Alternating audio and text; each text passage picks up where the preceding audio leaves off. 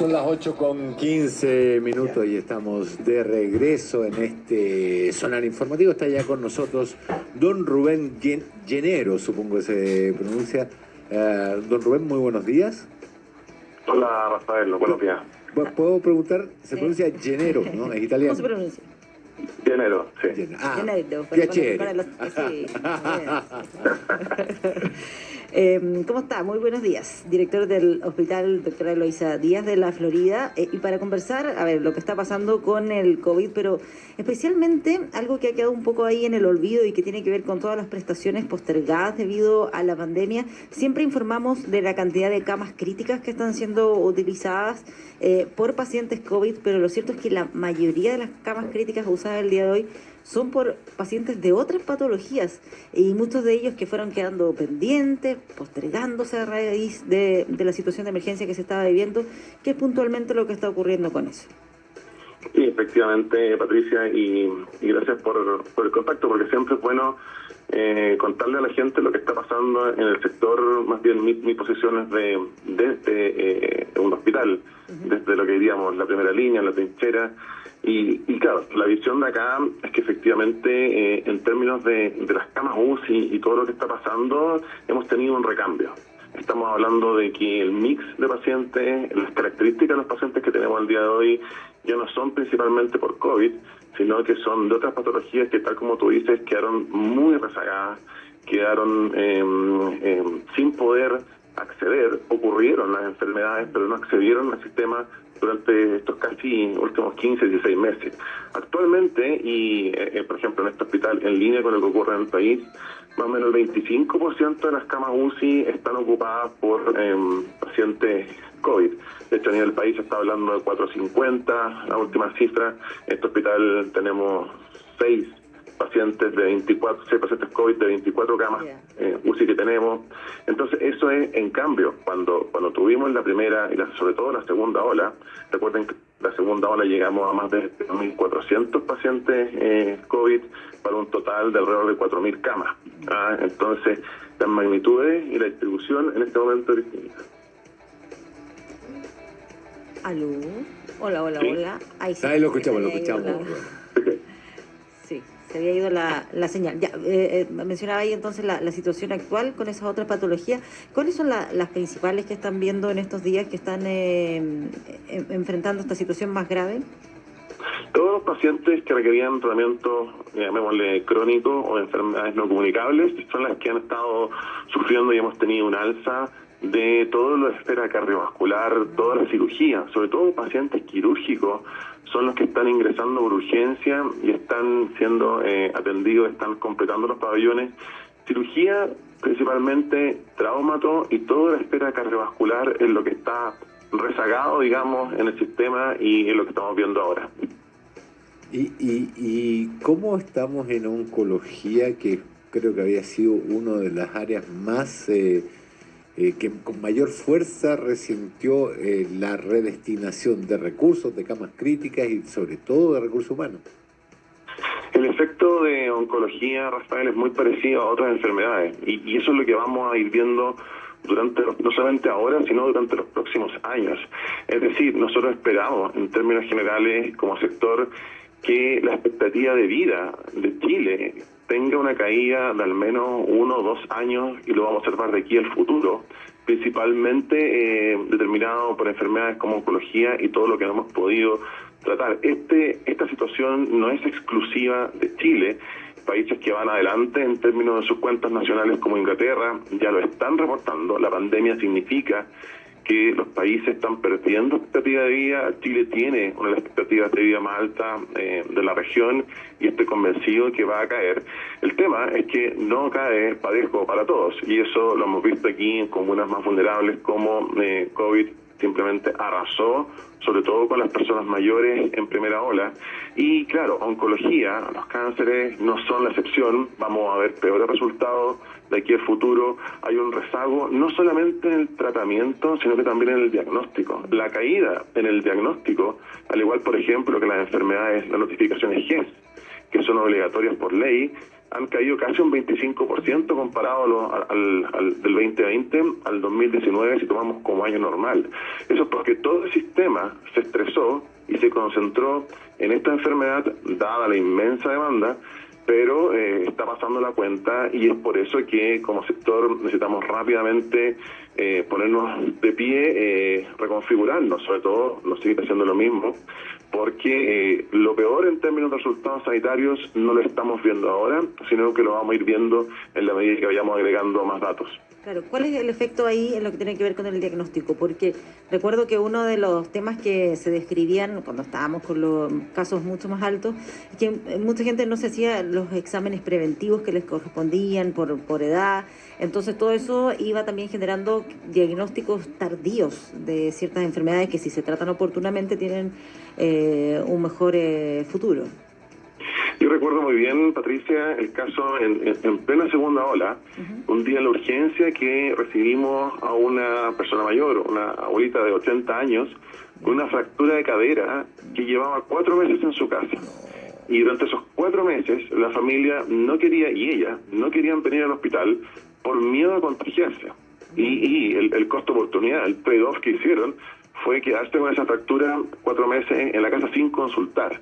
Así como esta persona, hemos tenido un montón de casos que, por falta de acceso, la atención primaria se concentró también en esto. Nuestra operación era impresionante, Rafa, Patricia, estar aquí y poder ver cómo esto era una sola condición de salud, una sola enfermedad en la urgencia. La urgencia es completamente convertida en respiratoria.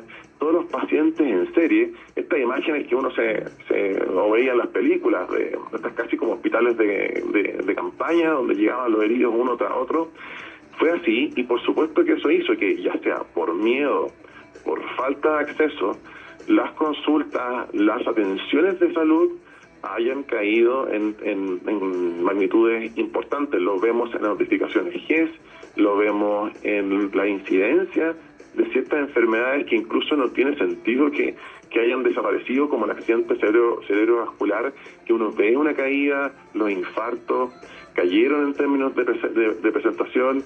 Sin embargo, eso nos está pasando la cuenta, y como te digo, países que van un poco más adelante en términos de sus datos ya reportan cómo hemos perdido, o países europeos han perdido casi 2 años de expectativa de vida, y Chile no debiera ser la excepción. Lo dramático, por supuesto, es que como siempre, esto nos afecta a todos igual, y afecta mucho más nosotros que estamos acá en la zona suroriente de Santiago, afecta no tanto incluso la Florida, sino que comunas, La Granja, La Pintana, el Fondo San Ramón, comunas súper afectadas por lo que es pandemia.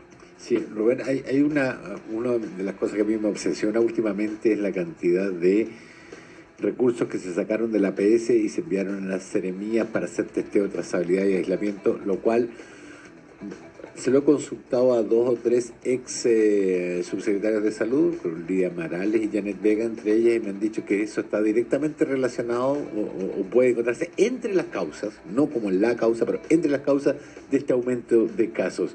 Si llegamos a tener nuevamente un episodio de, no voy a decir de saturación, porque la vacunación ha avanzado lo suficiente, pero que redestinar recursos hacia volver a crear camas críticas y a ocupar recursos en la pandemia, esto podría agravarse. ¿Existe la posibilidad de que ante un nuevo aumento de casos tengamos rezagos en las otras áreas de salud de más de 2 años, de 3 años, por ejemplo? Sí, claro, o sea, una tercera ola de las magnitudes en términos de la utilización del sistema. Como tú dices, de la saturación sería devastadora, y ya piensa Rafael que ya estamos instalados, más o menos el día de hoy 2 millones de personas esperan por una consulta de nueva especialidad, es decir, derivados de la atención primaria al nivel secundario, para ver un especialista. Y estamos hablando de las derivaciones, o sea, las consultas de nueva especialidad. No estamos hablando de los controles, de la gente que está siendo controlada al nivel de especialidad y está esperando. Eso sumará unos 8 millones de personas. La gente está esperando en el país más o menos 15 meses, en promedio. En 15 meses. Y este efecto pandemia Si antes era dramático, ahora es aún peor porque esto subió comparado a, tomamos un año normal, enero 2020, enero 2019, fines del 2019, ha crecido más o menos un 25% en términos de la antigüedad, casi 4 meses, retrasó pandemia las consultas de nueva especialidad. Pero lo que es aún peor es la cirugía. ¿Por qué? Porque el sistema ambulatorio en mayor o menor medida pudo mantenerse abierto. De hecho, nosotros aquí en el hospital, en segunda ola, mantuvimos abierto. Tomamos el compromiso de no cerrar la actividad ambulatoria, entendiendo la tremenda necesidad que tenía la ciudadanía por acceder a estos especialistas. Tuvimos reducciones en los aforos, los rendimientos, había que limpiar o ventilar los boxes, pero mantuvimos abiertos. Y eso fue...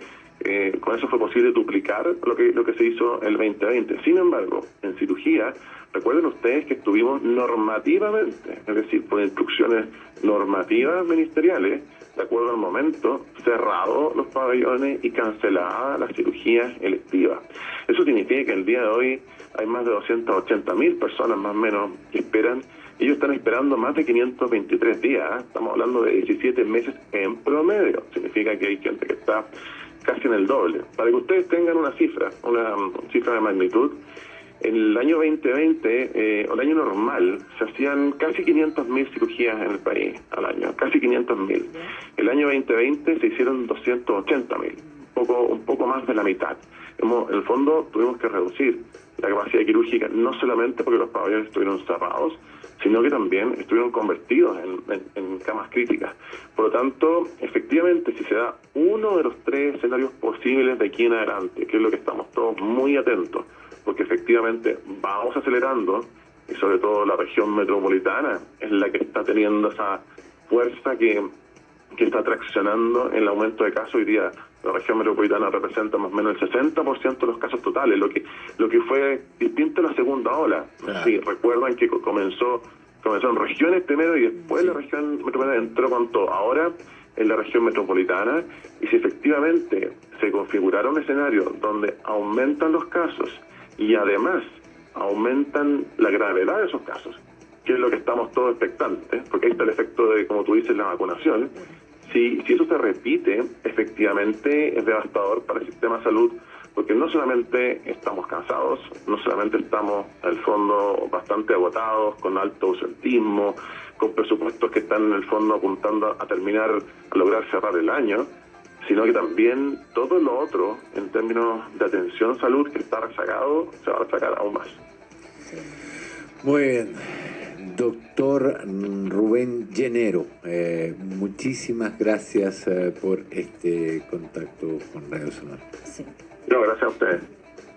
Sí, Rubén Llanero, director del hospital doctora Eloísa Díaz de la Florida. Muchas gracias por conversar con nosotros y ojalá que, bueno, ese panorama que usted describe, ojalá que no se dé el peor escenario, y ahí el llamado también en este fin de semana largo a todo el mundo a tratar de cumplir y exagerar a lo mejor con las medidas preventivas. Gracias, doctor. Gracias, doctor. Gracias. Chao.